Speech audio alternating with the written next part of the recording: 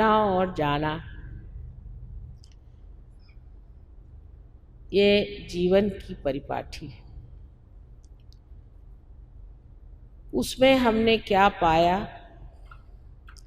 सो ही महत्वपूर्ण है। और सबसे महत्वपूर्ण है अपने आत्मा को प्राप्त करना। एक साहब ने आज पूछा कि सहयोग करने से क्या लाभ होगा, ये मेरी समझ में नहीं आया, इसलिए आप मुझे इसको सीधे शब्दों में समझाइए। सो तो मैंने कहा सारा रामायण कह दिया, लेकिन अब तुम जानना चाहते हो तो एक सर्वसाधारण तुलना से, एनालॉजी से आपको मैं समझाती हूँ। जैसे कि एक मोटर कार है, ऐसा ही हमारा जीवन है समझ लीजिए, और परमात्मा ने हमें ये जीवन दी। इस कार में एक एक्सेलरेटर है और एक ब्रेक है। अभी हमें मोटर चलाना नहीं आता, तो हम एक तरफ ब्रेक दबा देते हैं तो गाड़ी एकदम ही रुक जाती है, एक्सेलरेटर दबाते हैं तो न जाने किस गड्ढे में पहुंच जाती है। तो धीरे धीरे हम सीखने लगते हैं किस तरह से हम संतुलन इसका साध लें, और उस संतुलन में हम जान लें कि मोटर चलाना क्या चीज़ है। जिस वक्त ये संतुलन एकदम सज जाता है और आपके अंदर स्वयं ही इसका पूर्ण विश्वास हो जाता है, उस वक्त हम कहते हैं कि हम ड्राइवर हो गए। अब अनजाने भी आप चला रहे हैं, आपका चित्त भी कहीं और हो तो भी आप ठीक से गाड़ी हाँकते हैं, फ़ौरन आप ब्रेक लगा लेते हैं, फ़ौरन आप एक्सेलरेटर दबा देते हैं।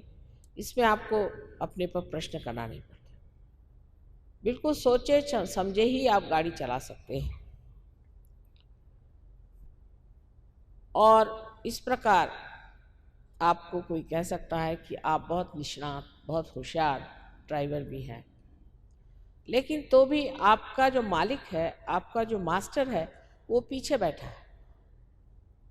वो बीच बीच में आपसे कहता भाई धीरे चलाओ, ज़्यादा चलाओ, ये करो वो करो, लेकिन आप इस जीवन के अभी तक मालिक नहीं। ये जीवन जो कि आपने सीख लिया है चलाना, हो सकता है कोई आदमी आपको ज़्यादा रुपया दे तो आप इसे छोड़ के वहाँ चले जाएं, या आप किसी गलत फहमी में पड़ जाएं, या आपको ये लगे कि अगर मैं मालिक ही नहीं हूँ तो इस गाड़ी को क्यों चलाऊं, मैं क्यों न मालिक हो जाऊं। जब ये इच्छा आपके अंदर आ गई, तब समझना चाहिए आप में महालक्ष्मी तत्व की जागृति हो गई। तब आप खोजने लगे, तब आप इस प्रयत्न में हैं कि क्या बात है कि मैं इस जीवन का मालिक नहीं। संतुलन में आप आ गए जब आप धर्म से चल रहे थे, धार्मिक हैं आप, धर्म से रह रहे हैं, संतुलन में चल रहे हैं, लेकिन तो भी अभी आप मालिक नहीं हैं अपने जीवन के। सहयोग से जब कुंडलिनी जागृत हो जाती है और ब्रह्मरंध्र को छेद देती है, तो आपके अंदर बसी हुई आत्मा आप में प्रकटित होती है, और अब आप अपने जीवन के मालिक हो जाते हैं। और ये मालिक अंदर बैठा हुआ अपने अंदर जो ड्राइवर है और एक्सेलरेटर है और ब्रेक है, तीनों को देखता और देखता मात्र है और सब चीज चल पड़ती। ये मालिक होना ही सहयोगी होना है। जैसे कि मनुष्य प्रलोभन में फंस करके बहुत बार अनेक गुलामियों में फंस जाता है। किसी को किसी चीज़ का प्रलोभन है, उसे पसंद नहीं है, वो चाहता नहीं कि उस प्रलोभन में फंसे, वो चाहता नहीं कि गलत काम करे, उसको नफरत है इन चीज़ों से, लेकिन तो भी उसमें ताकत नहीं है कि वो इसको काबू कर ले। बहुत सी बातें वो कहना नहीं चाहता है, लेकिन हठात उसके मुख से निकल आती और उसे बड़ा पश्चाताप होता है कि मैंने ऐसी बात क्यों कही। उसका अपने जीभ पर काबू नहीं, अपनी रसना पे काबू नहीं, अपने क्रोध पे काबू नहीं। सारे जो षड रिपु हैं वो उसके पैर के नीचे नहीं, उसके सर पे बैठे रहते। लेकिन जब वो अपना मालिक हो जाता है तो जब क्रोध भी करता है तो अपने पूरे शान में करता है। उसे क्रोध किसी भी तरह अपने बवंडर में नहीं ले पाता, लेकिन वो क्रोध को अपने हाथ में लेकर खेलता है और उसको इस्तेमाल करता है। ये मिल्कियत पाने के लिए आत्मा को जानना चाहिए, क्योंकि आत्मा ही हमारे जीवन का मालिक। वो देखते रहता है, क्या कर रहे हो करते रहो, जो करना है करते रहो। और जब वो देखता है कि ये आदमी किसी भी तरह से इधर चित्त नहीं दे रहा, तो वो अपना हाथ वहां से उठा लेता है और आदमी मृत्यु को प्राप्त होता है। ये आत्मा जो हमारे हृदय में बसा हुआ है और जो हमारे सर के ऊपर परमेश्वर की छाया है, उसका प्रतिबिंब स्वरूप है। उस आत्मा को पाने के लिए हमें क्या करना चाहिए, ऐसा जब लोग पूछते हैं तो मैं उनसे कहती हूँ कि आप संतुलन में आइए, संतुलन में रहिए, मॉडरेशन में रहिए। कोई है जो इतना बोलेंगे कि आदमी उससे बोर हो जाए, सोचे अब तो समुद्र में ही कूदना पड़ेगा इस आदमी से बचने के लिए। और कोई है वो बोलते ही नहीं, उनको साइलेंट बोर्ड्स कहते हैं। कुछ भी कहिए उनको, कितना भी कहिए, वो बोलते ही नहीं। कोई है कि इतना काम करते हैं कि 30-35 साल में ही संसार से भाग जाते हैं। और कोई है कि बिल्कुल ही काम नहीं करते, सिर्फ झगड़ा ही करते रहते हैं और घर में बैठे हुए आराम से अपनी ज़िंदगी बिताते हैं, वो भी संसार से जल्दी ही चले जाते हैं। या तो इस एक्सट्रीम पर है या उस एक्सट्रीम पे है, इस अति पे है, उस अति पर है। अति को वर्ज्य करना चाहिए, ऐसा हमें बताया गया था कि बीच में रहने के लिए अति को वर्ज्य करना चाहिए। लेकिन यह संतुलन जब तक हमारे अंदर सत्ता नहीं, तब तक हम उड़ान भी नहीं कर सकते। इसीलिए आप देखते हैं कि कोई आदमी चट से पार हो जाता है, किसी में टाइम लगता है, उसमें संतुलन अभी नहीं। जीवन संतुलन आना पड़ेगा, तभी ये उड़ान होती है। और जब उड़ान होती है तब जैसा आपका चित्त है और ये सारी आपके वॉइड में फैला हुआ है, यहाँ से कुंडलिनी जब ऊपर की ओर ऐसे निकलती है और इस जगह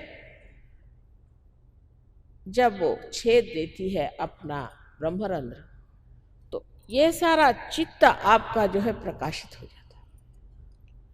प्रकाशित इस प्रकार होता है कि आप सत्य के प्रकाश में आ जाते हैं। इसीलिए मैंने आपसे बताया था कि एकमेव सत्य जो है वो आप जानते हैं।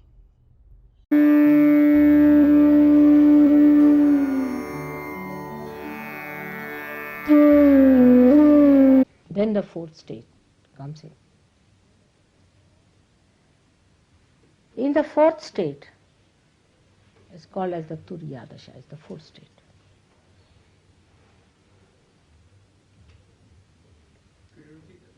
Beg pardon? Turiya is the fourth state. In the fourth state, you dominate these three gunas.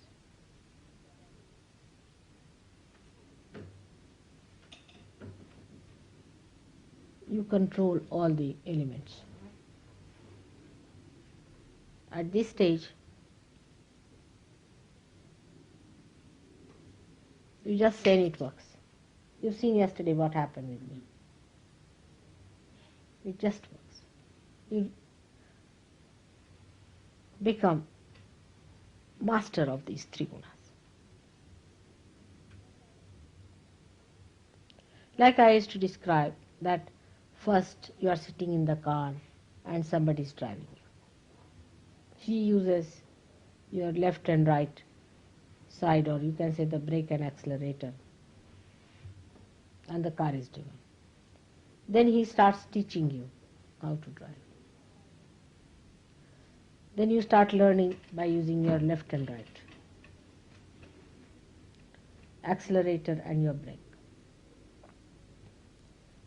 Then the third stage comes in, where you become a driver. But still you are worried about the master who is sitting behind. That still you are doing a mistake, you are doing wrong. But then the fourth stage comes, you become the master. You make others drive. Order here. Anyone. Order the sun, order the moon, order. Order means just tell them. I mean, not question of any domination. Just desire. Just say it, it works out.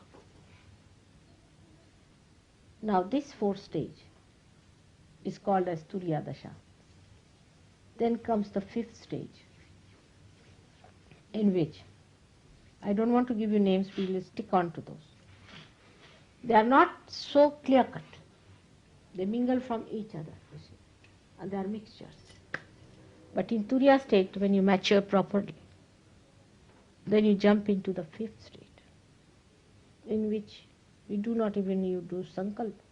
You do not even determine or say anything. Just anything slips out of your mouth, may not even slip out.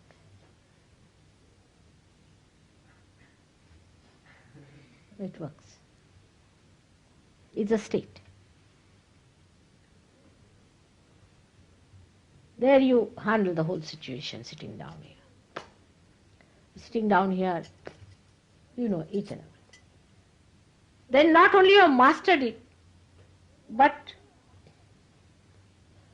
in that you can enter into it. Now, for example, I'll tell you one.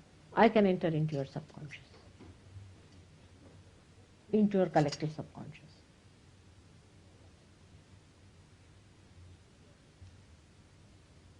Into your supraconscious, into all the areas, you see, I can, if I want to. This is when you have mastered it completely, then you enter into it. When you are the master, then you enter into it. When you are the master of this house, you can enter into any place.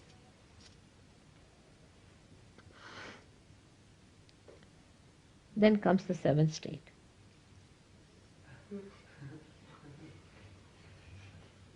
And that is the state where you are. Your being there is sufficient.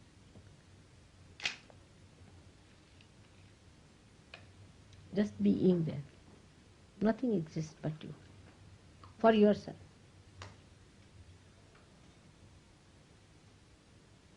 Now, all these seven states you can reach. Because I stand beyond them. And I have come down to the first stage. I am trying to pull you up. If you do not drag me down, I can pull you up very fast. So only request is don't drag me down.